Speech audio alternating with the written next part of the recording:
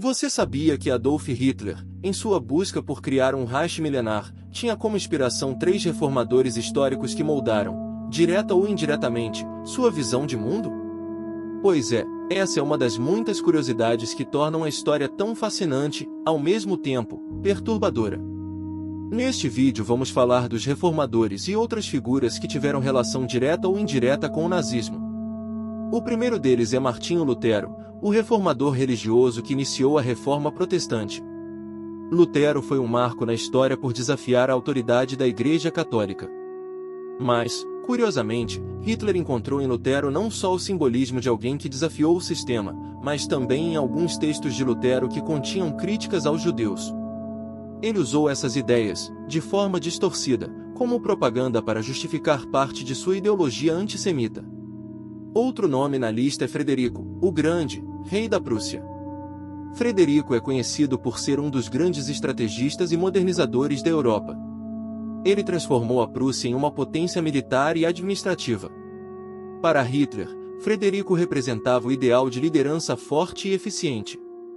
Suas conquistas e centralização de poder eram, para o Führer, um exemplo de como construir uma nação dominante. E, por fim, Otto von Bismarck, o chanceler de ferro. Bismarck foi o principal responsável pela unificação alemã em 1871, consolidando o poder do Império Alemão. Sua habilidade política, sua realpolitik e sua visão de um Estado centralizado também inspiraram Hitler. Apesar de Bismarck nunca ter simpatizado com ideologias extremas, Hitler o via como alguém que criou o terreno fértil para sua visão do Terceiro Reich. Nietzsche, o filósofo alemão que cunhou a ideia do Übermensch, ou super-homem. Nietzsche falava sobre o surgimento de um novo homem, alguém que transcendesse as limitações impostas pela moralidade tradicional, especialmente a moral cristã. Para ele, o super-homem seria um ser humano livre, criador de seus próprios valores e capaz de enfrentar o caos do mundo. Mas Hitler distorceu completamente esse conceito. O super-homem nietzschiano, que era uma ideia filosófica, virou, na propaganda nazista, o símbolo de uma suposta superioridade racial ariana.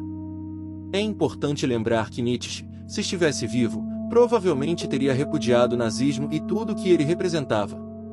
Afinal, ele desprezava qualquer tipo de nacionalismo ou antissemitismo, coisas que seu próprio cunhado ajudou a associar ao seu legado de forma indevida. E, depois, temos Charles Darwin. A teoria da evolução de Darwin, baseada na seleção natural e na adaptação dos seres vivos ao ambiente, foi uma das maiores revoluções científicas da história. Mas Hitler e os nazistas pegaram um conceito científico e o transformaram em uma justificativa para a ideia de sobrevivência do mais forte, aplicando-a de forma brutal e desumana na sociedade. O darwinismo social, que, aliás, não foi uma ideia de Darwin, mas uma distorção de sua teoria, tornou-se a base para políticas como a eugenia e o extermínio de grupos que os nazistas consideravam inferiores. Essas apropriações nos mostram como ideias complexas e muitas vezes abstratas podem ser retiradas de seus contextos e usadas para justificar horrores. Tanto Nietzsche quanto Darwin estavam longe de propor qualquer coisa relacionada ao ódio ou à dominação. Mas, nas mãos de pessoas com intenções sombrias, seus nomes foram usados como armas. A relação entre a filosofia de Friedrich Nietzsche e o nazismo tem muito a ver com a figura de sua irmã, Elisabeth Förster Nietzsche. Ela foi uma das responsáveis por distorcer o legado do irmão e alinhar suas ideias com o movimento nazista. Elisabeth era uma nacionalista fervorosa, profundamente antissemita e casada com Bernhard Förster, um líder de uma colônia arianista no Paraguai que buscava criar uma sociedade racialmente pura.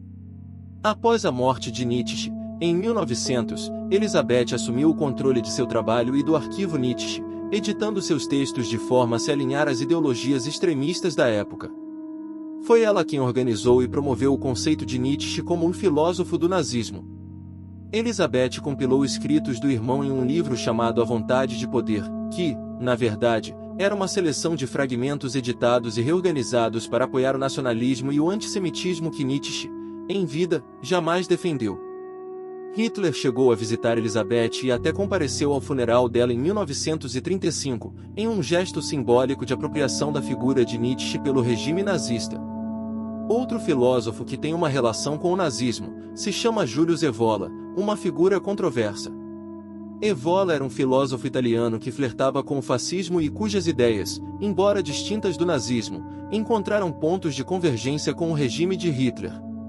Ele defendia o retorno a uma sociedade tradicionalista e hierárquica, baseada em valores espirituais que ele acreditava terem sido perdidos na modernidade. Diferente de muitos pensadores fascistas, Evola não via o racismo biológico, tão central ao nazismo, como essencial. Ele estava mais interessado em uma espécie de pureza espiritual e defendia uma visão elitista de sociedade. Apesar disso, suas ideias foram usadas pelos nazistas, especialmente porque ele acreditava que algumas raças possuíam superioridade cultural e espiritual. Ele era também um defensor do conceito de uma raça ariana, mas em um sentido mais esotérico e metafísico do que biológico. Evola acabou se tornando uma referência para diversos movimentos de extremistas ao longo do século XX, principalmente porque sua filosofia, cheia de símbolos e ideias de superioridade, se presta bem à criação de narrativas autoritárias. Assim como aconteceu com Nietzsche, o pensamento de Evola foi usado de forma seletiva e estratégica, transformando filosofia em ferramenta de poder. Evola defendia o retorno a uma sociedade tradicionalista, baseada em uma ordem hierárquica e valores espirituais. Ele acreditava que a modernidade havia corroído os pilares fundamentais da civilização. Evola não era exatamente um nazista, mas compartilhava pontos de convergência com o fascismo e o nazismo, especialmente por suas ideias de uma elite espiritual e sua visão esotérica de uma raça ariana como um conceito cultural e metafísico, mais do que biológico. Apesar de suas críticas ao materialismo do nazismo, suas ideias foram utilizadas por regimes autoritários por causa de sua ênfase em autoridade, ordem e tradição. Evola passou parte da Segunda Guerra Mundial colaborando com os nazistas e chegou a trabalhar com Heinrich Himmler em estudos esotéricos relacionados às SS. Após a guerra, em 1945, Evola foi gravemente ferido durante um bombardeio aliado em Viena, ficando paralisado da cintura para baixo. Passou o resto da vida em uma cadeira de rodas, continuando a escrever e se tornando uma figura de referência para movimentos extremistas. Ele morreu em 1974, aos 76 anos, em Roma, deixando um legado controverso e frequentemente distorcido. Não se esqueça de curtir o vídeo, se inscrever no canal e ativar o sininho para receber notificações de novos conteúdos. Deixe seu comentário e sugestões de temas para vídeos. Até mais!